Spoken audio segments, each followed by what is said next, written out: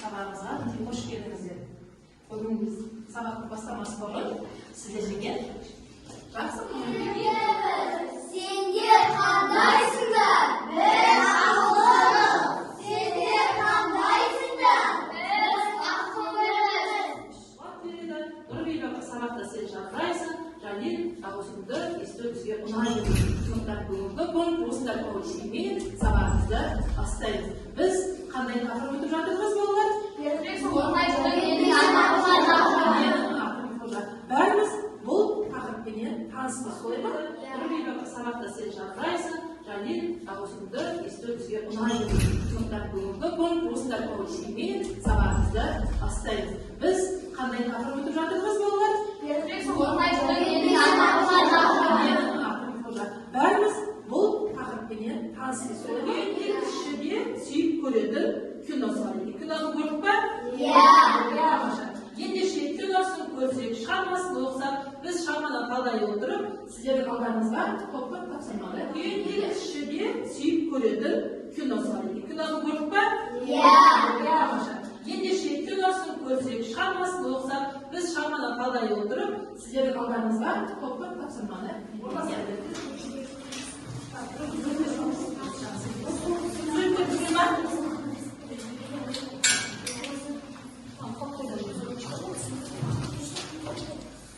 Қожаңызға кішкентай баяулатып істетеміз.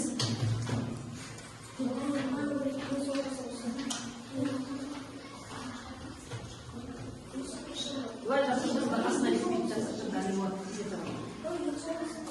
Ал балалар, қожаңызға болды, ал шырайық. Қожаңызға кішкентай баяулатып істетеміз.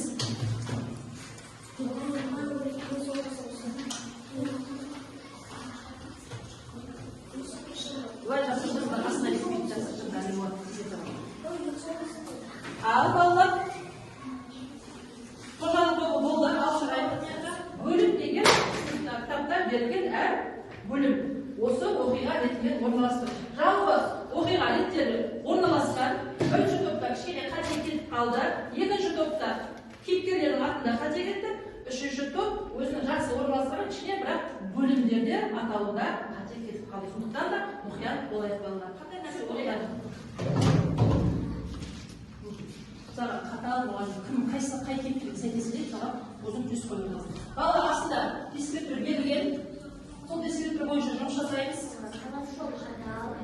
Бәкір өз ісінің шебері.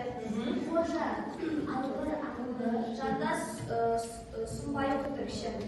Жандас сұмбайы өтірікші. Бұл сіздердің кейіпкерге берген бағаларыңызды жақсы тұрғызмады.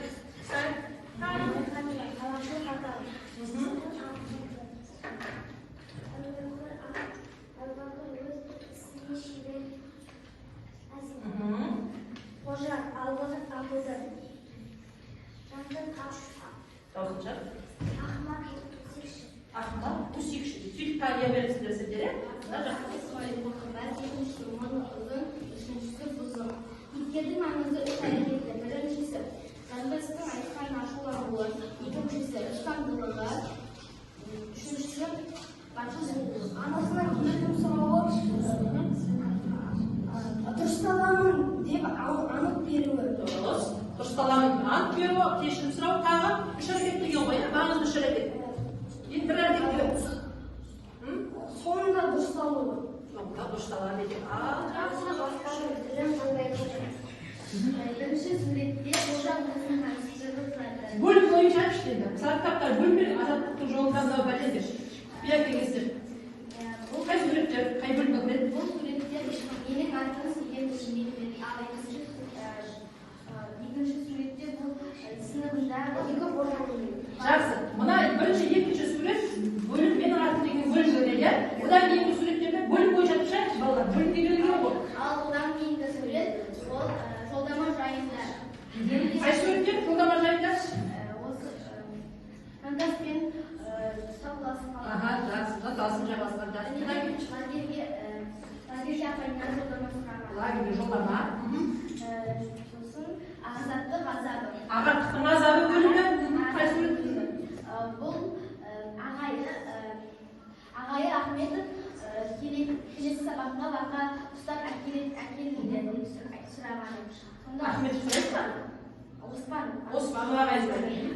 Содан кейінгі? Осыдан кейінгі суреттер ағаттық азабының бөліміне кіреді. Өйткені ол Майханова апайым шумкасында тұрған бақаны көріп жақсы.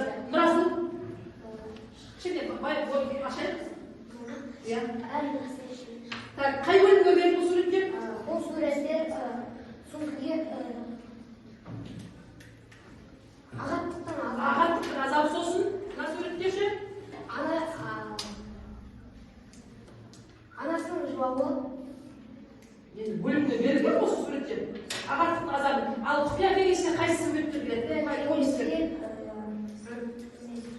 Құпия кеңеске кішкене арамыз ашық. Елизаветке баруы, Құпия кеңеске қай сурет берді? өзіне міндеттеп қоюы. Бірінші суретте қожа өзінің таныстырып тұрады. Бөлім бойынша іштеді. Мысалы кітаптар бөлім берген азаттықтың жолын таңдау бәлендер. Құпия кеңестер. Бұл қай суреттер? Қай бөлімге кіреді? Бұл суреттер менің артыңыз деген түсінбейді. Ал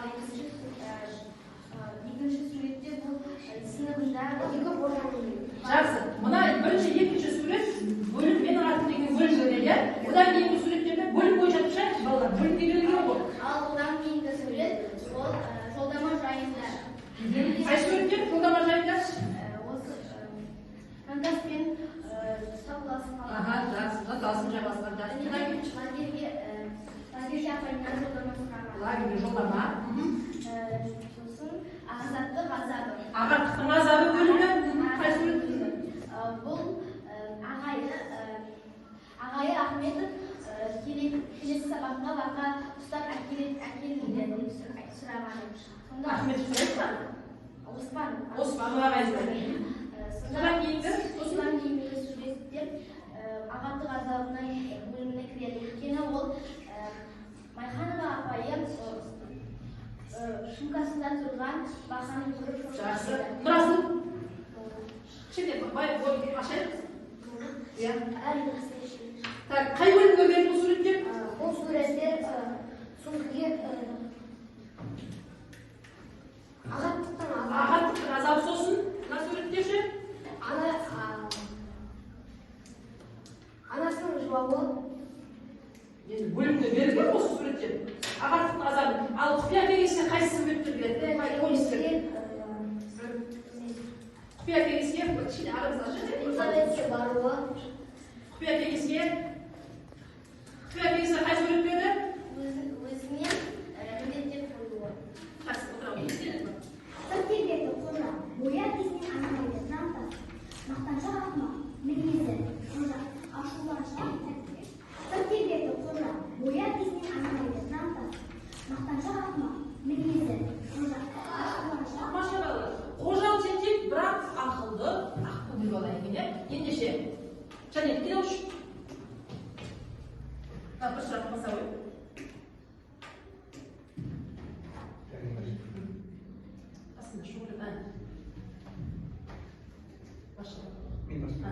Ал сұрақ қойып еді ғой? Келесі сабаққа қайсысын бақа ұстап келесіңдер. Ал кім айтты осы сөзді? Келесі сабақта қайсысын бақа ұстап келесіңдер? Кім айтты? Содан айтты дейді балалар, дұрыс па?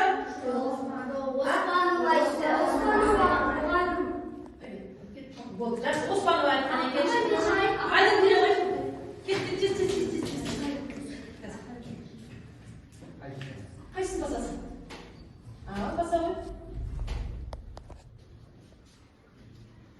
Оқи ғой. Тарифі шалбар киген жіңішке аяқтарын сидиып, қаша қақ жарылар желбірек қази ұқты. Кім екен? Кім екен? Галифе шалбар киген кім? Жандас дейді балалар. Одан дайын жауапқа қарай. Ахмет аға екен. Пецерт келген кезде алады істемей ма? Қай сұрақ қойдайсың? Сені одан тастасаң, маған ілесі тастайды деп екеумізді бірдей қолдаған пәле қылады. Оқи бер, оқудың түріне сирақ жер. Мүмкін бастықтың бірі болып шығарсың, сонда маған шапағатың тиер. Кім екен? Кім айтты осы сөзді? Сұлтан айтты дейді, дұрыс па екен? Қалай? Сұлтан деген дұрыс. Сұлтан айтты. Дұрыс екен, дұрыс мен көрмей қалдым. Бір ұнап. Біреуді біреуге атыстыра от тастап жүретін көк сабақ үстінде сыбырған сыпсыңдағыш қожа. Сыпсыңдағыш қожа сондай ма? Ал жантасы дейді. Дұрыс екен. Жақсы.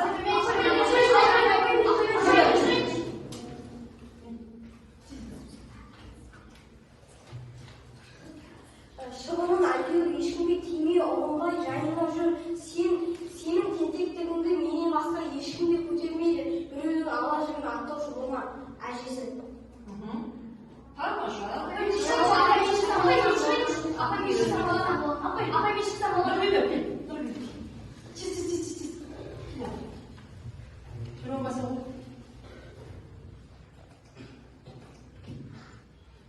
Қадырып түбінде адар болатын бала.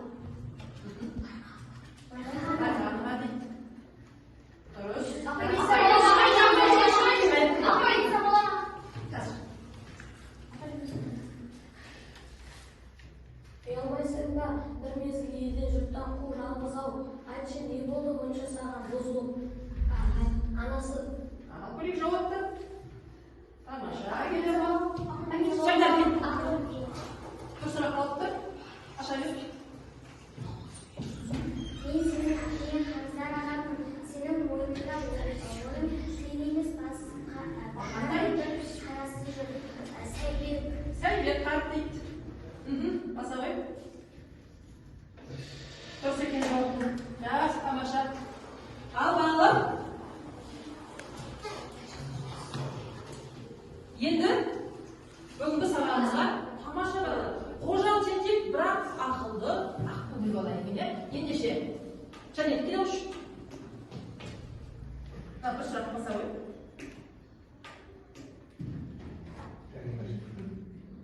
Қасында шоғырдан. Ал сұрақ қойып еді ғой? Келесі сабаққа қайсы сабаққа келесіңдер? Ал кім айтты осы сөзді? Келесі сабақта қайсы сабаққа келесіңдер? Кім айтты? Сұлтан айтты дейді балалар, дұрыс па?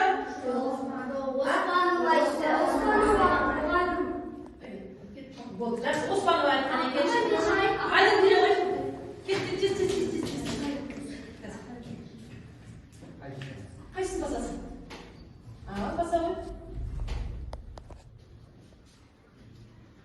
Оқи ғой. Галифе шалбар киген жіңішке аяқтары сидиып, шашы қақ жарылар, желбіреп қазди ықтым. Кім екен? Кім екен? Галифе шалбар киген кім? Жантас дейді балалар. Оды дайын жауап бар, иә? Ахметова екен. Петербург келген кезде алып істемей ме? Қай сұрақ қойдыңыз? Сені одан тастасаң, маған інісі тастайды деп екеумізді бірдей қолдаған бәле қылады. Оқи бер, оқудың түбінде сирақ жер. Мүмкін кейін дырдай бастықтың бірі болып шығарсың, сонда маған шапағатың тиер. Кім екен? Кім айтты осы сөзді? Сұлтан айтты дейді, дұрыс па екен? Қалай? Сұлтан деген дұрыс. Сұлтан айтты. Дұрыс екен, дұрыс мен көрмей қалдым. Бір ұнап. Біреуді біреуге атыстыра от тастап жүретін көк сабақ үстінде сыбырған сыпсыңдағыш қожа. Сыпсыңдағыш қожа сондай ма? Ал жантасы дейді. Дұрыс екен. Жақсы.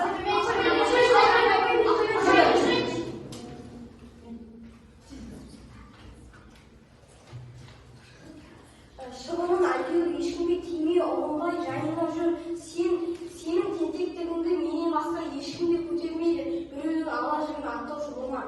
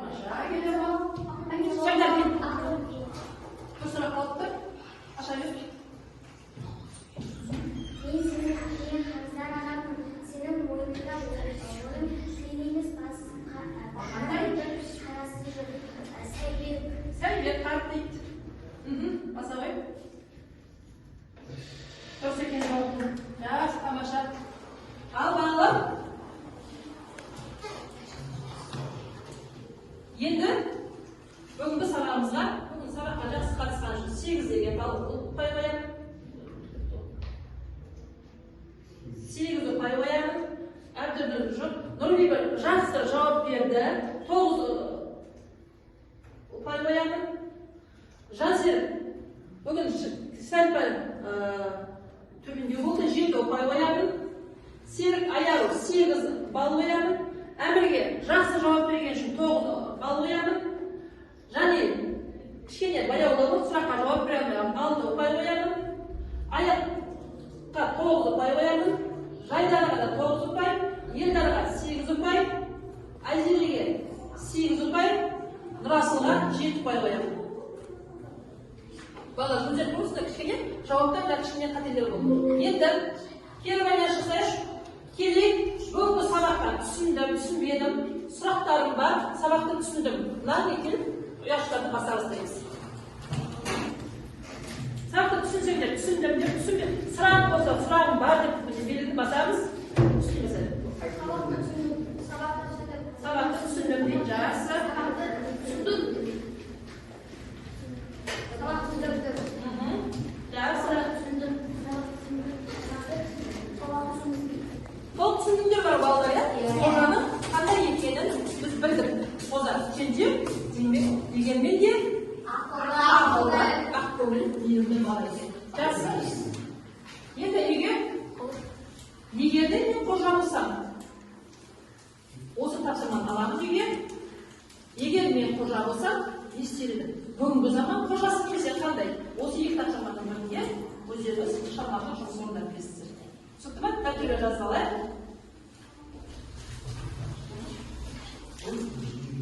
Сабаққа қатысқандарыңызға рахмет. Бүгін сабақты түсініп кетті деп ойлаймын сіздерді. Егер де мен қожа болсам деп жазып алайық. Бүгін сабаққа жақсы қатысқан үшін 8-ге балл ұпай қоямын. 8 ұпай қоямын. Әбділдің жұп. Нұрбибі жақсы жауап берді. 9 ұпай қоямын. Жансер бүгін сәл-пәл төмендеу болды. 7 ұпай қоямын. Серік Аяров 8 балл қоямын. Әмірге жақсы жауап берген үшін 9 балл қоямын. Және кішкене баяулауы сұраққа жауап бере алмай 6 ұпай қоямын. Аяққа 9 ұпай қоямын. Жайдарға да 9 ұпай. Елдарға 8 ұпай. Айзелеге 8 ұпай. Нұрасылға 7 ұпай қоямын. Бала жүздер курсында кішкене жауаптар кішкене қателер болды. Енді керуанға шықсайш. Келейік, бүгінгі сабаққа түсіндім, түсінбедім, сұрақтарым бар, сабақты түсіндім. Мынаны екен, ұяшықтарды баса бастаймыз. Сабақты түсінсеңдер, түсіндім деп, түсінбедім. Сұрағым болса, сұрағым бар деп белгіні басамыз. Түсіндіңіз. Сабақты түсіндім дейді, жақсы. Түсіндім.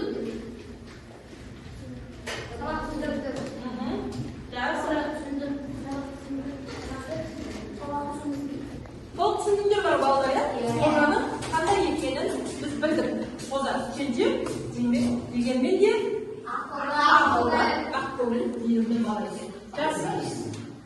Енді егерде мен қожа болсам, осы тапсырманы аламын үйге. Егер мен қожа болсам, не істеледі? Бүгінгі заман қожасы немесе қандай? Осы екі тапсырманың бірінде өздеріңіз шығармашылық жұмыс орындап бересіздер. Түсінікті ме? Дәптерге жазып алайық.